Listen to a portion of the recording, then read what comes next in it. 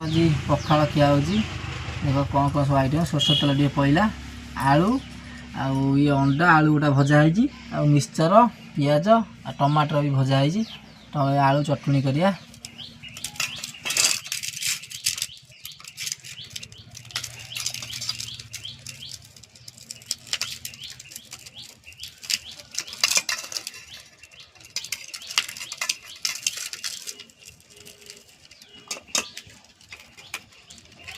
आलू चटनीटा चलला आम देसी खाइटा पखाड़ सांगे सब आमर चटनी कर देखिया खाइबा केमती कौन लगुच।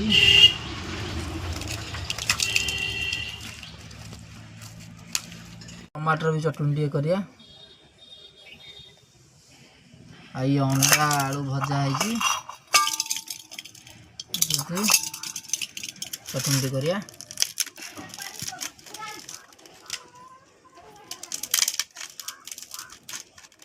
आम सब चटनी आलू जो आउ अंडा आलू भड़ी भजा है मिक्सचर आउ ये सब चटनी सर जाइए खाइबा केमती लगुच देखिए।